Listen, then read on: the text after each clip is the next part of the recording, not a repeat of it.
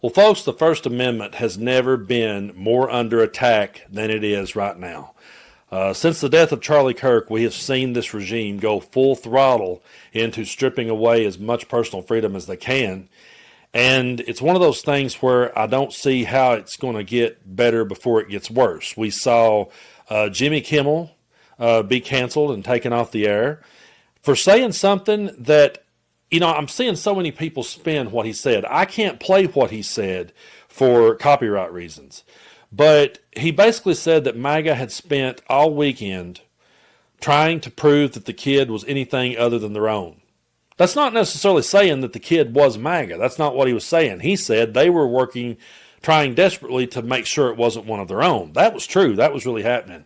Jimmy Kimmel didn't say anything wrong, and he was canceled for it by a group of people who wants to sit and say that they're against cancel culture. Donald Trump ran on bringing back free speech. J.D. Vance said that he would defend free speech even if it was, he said, even if we disagree with you, we'll fight for your right to say it. But then Jimmy Kimmel simply said that and was taken off the air. Now, there's going to be people out there that will point to things and say, well, this person got taken off the air for saying this, or that person got taken off the air for saying that. There's been people taken off shows a lot. But this was a situation where the President of the United States and his administration leaned on a network in order to get them to fire someone for saying something that minor. And it gets worse. Donald Trump now is saying that you're not allowed to criticize him. And I want people to understand when I play this clip, even those of you that loves Fox News and loves Newsmax and loves right-leaning media, you need to understand what he's saying here. They're not allowed to do that. They're not allowed to criticize me, meaning if you support him, you're going to have to stay in that lane forever, because if you step out, you could get the same thing that Jimmy Kimmel got. Take a look at this. That's something that should be talked about for licensing, too. When you have a network and you have evening shows and all they do is hit Trump, that's all they do. If you go back, I guess they haven't had a conservative on in years or something, somebody said. But when you go back and you take a look, all they do is hit Trump. They're licensed. They're not allowed to do that. They're an arm of the Democrat Party. Thank you, everybody.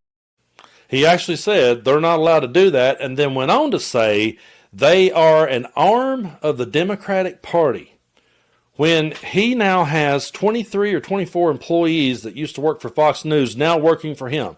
Fox News is definitely an arm of the Trump administration. But he is accusing other networks of being an arm of the Democratic Party and saying that they are not allowed to criticize him. I'm going to bring up an article here from The Independent because I want y'all to understand who that Sinclair is.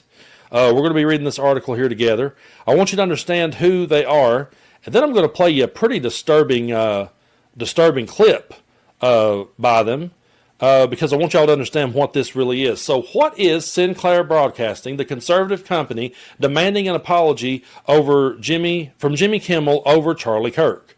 So right here, Jimmy Kimmel's Late Show has been taken off the air after comments made by the host about the death of right-wing influencer Charlie Kirk. Sinclair Broadcasting Group and Nexstar Communications Group, who operate large numbers of ABC affiliates between them, announced they would pull the show from Wednesday, branding the comments offensive and inappropriate. This led to ABC indefinitely suspending the production of Jimmy Kimmel Live in a move that has attracted widespread backlash. Sinclair released a statement demanding further action against Kimmel. Now listen to this, folks. I want you to fully understand where we're headed with this. This is not just a thing of like, okay, we're going to take this guy off the air. It gets deeper, and it's truly disturbing. In a press release, the group, which has long-standing ties to Donald Trump and conservative politics, said it would not broadcast Kimmel's program until discussions with executives were held regarding the network's commitment to professionalism and accountability. Mr. Kimmel's remarks were inappropriate and deeply insensitive at a critical moment for our country, said the Vice Chairman Jason Smith. We believe broadcasters have a responsibility to educate and elevate respectable, constructive dialogue in our communities. We appreciate FCC Chairman Carr's remarks today, and this incident highlights the critical need for the FCC to take immediate regulatory action to address control held over local broadcasters by big national networks. Now, I want to just point out real quickly that Brian Kilmeade suggested killing the homeless on Fox News, and he still has a job. Just wanted to throw that out there. I know we all know. But Smith went on to say that that a special tribute to Kirk's life will be available to broadcast for all Sinclair affiliates nationwide during Kimmel's time slot on September 19th. The statement from the company read, Sinclair also calls upon Mr. Kimmel to issue a direct apology to the Kirk family, and furthermore, we ask Mr. Kimmel to make a meaningful personal donation to the Kirk family and to Turning Point USA. What in the hell gives them the right to do that? And what did Jimmy Kimmel say that was so bad that his show would be taken off the air, and then, oh, you want your show back? Well, you have to donate money to us. I hate to do the whataboutisms. I understand sometimes they're a moot point. But you just got to sit and say to yourself, a Democratic president could do the same thing to Fox News. They could do the same thing to Brian Kilmeade. They could say, hey, you know what? If you want to make comments like that about the homeless, then you're going to have to donate money to the homeless. But if they did that, I guarantee you that the First Amendment people on the right would be screaming from the rooftops that they were being censored and that their free speech was being taken away. But do you remember back when Elon Musk's always he would say that everything was scripted in media? Well, he's not wrong, but he always tried to paint it that was only happening on the left. I'm not going to make us watch the entire clip of this, but I want you to understand just what they're doing here at Sinclair Broadcasting, because all of this local media that you're consuming, wherever it is all under the control of Sinclair, and it's all scripted. So for those of you that gives me shit over watching wrestling and says that's scripted, folks, it's turning out that the entire world is turning into a WWE show. We're all scripted now. And I just want you to take a look at a few seconds of this clip, because this is what you're hearing on your local stations. And they're all reading from the same script. Take a look. Fox San Antonio's Jessica Headley. And I'm Ryan Wolf. Our greatest responsibility is to serve our Treasure Valley communities, the El Paso, Las Cruces communities, Eastern Iowa communities, Mid-Michigan communities. We are extremely proud of the quality, balanced journalism that CBS 4 News produces. But we are concerned about the trouble and irresponsible, one-sided news stories plaguing our country. The sharing of biased and false news has become all too common on social media. More alarming, some media outlets publish these same fake stories without checking facts first. The sharing of biased and false news has become all too common on social media. More alarming, some media outlets publish these same fake stories without.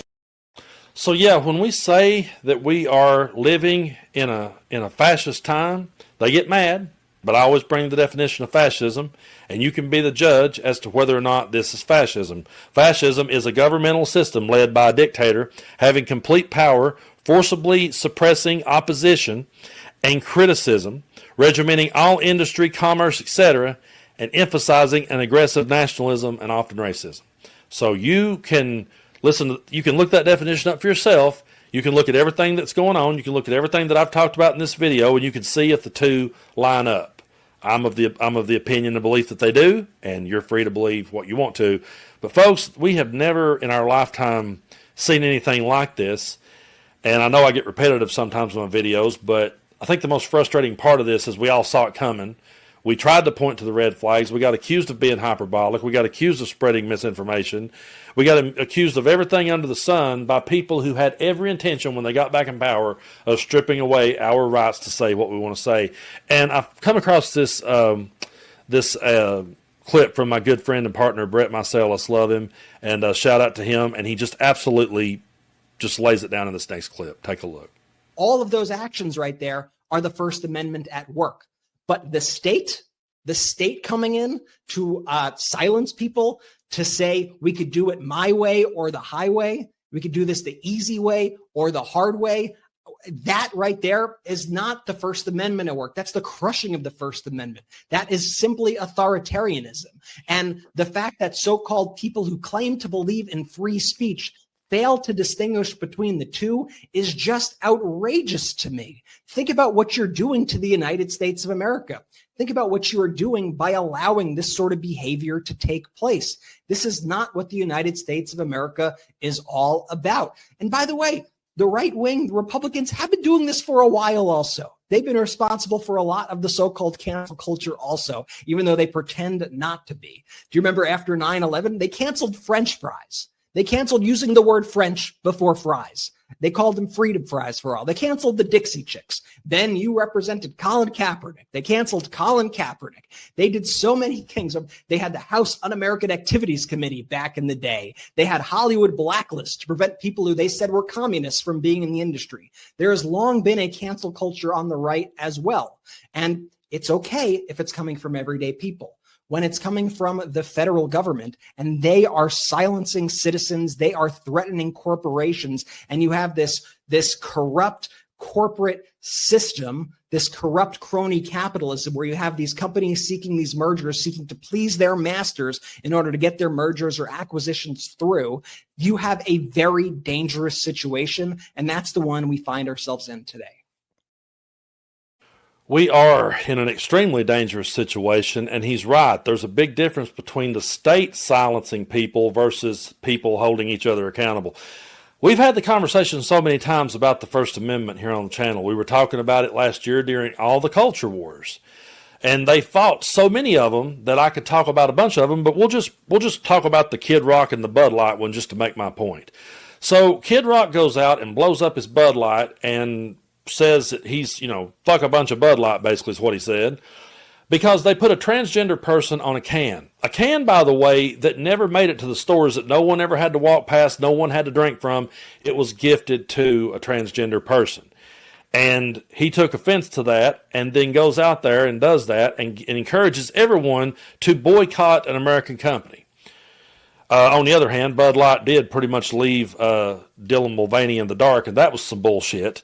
But the point I'm making is people had a right to disagree. Kid Rock had every right to disagree with Bud Light about that, and he had every right to do what he did. I never said that he didn't have a right to do that and throw that tantrum.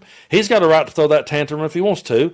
On the other hand, people have a right to not ever listen to his music again if they don't want to. It works both ways. But this isn't a case of that. This is not the culture wars we fought in the past. This is not people saying, I don't like what that person said, or this is not someone being fired for racist remarks. This is the government leaning on a company over a comedian that they don't like, and then saying, we're going to go after The View next, and we're going to go after Seth Meyers and Jimmy Fallon, and then we're going to go after nonprofit organizations, and we're going to deem Antifa a terrorist organization.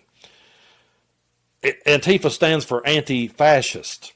I don't understand. I've never understood that one. I've never understood how that anti-fascism was a bad thing. But they figured out how to make it that way. And they're using Charlie Kirk's death to put the hammer down and go full throttle with their agenda. And Charlie Kirk himself was always talking about free speech. They're trying to make the argument that Charlie Kirk died for free speech and he died for having an opinion. And yet they're turning around and trying to silence any opinion that goes against what they believe. And I'm of the belief that, every type of speech is protected under the First Amendment. There's accountability for that, and you don't have to be associated with people if you don't want to. If you like my channel, you're free to hit subscribe. If you don't, you're free to unsubscribe. You don't ever have to listen to me again. That's how free speech works to me. But when we start going after each other in this way, and we start having the government lean on people, that is a completely different argument. And that's the one that goes solely against this Constitution that I keep a copy of on my desk. And if Donald Trump did one good thing in this world, he inspired me to read the Constitution and study the rule of law harder. So we will close with this. The First Amendment. Congress shall make no law representing an establishment of religion, or prohibiting the free exercise thereof, or abridging the freedom of speech or the press, or the right of the people to peacefully assemble and petition the government for a redress of grievances. That's our First Amendment right, and we will always be here fighting for it. And we will fight for Kid Rock's right to be an asshole. We will. But if they're truly the party of free speech, they're going to have to show us the same respect.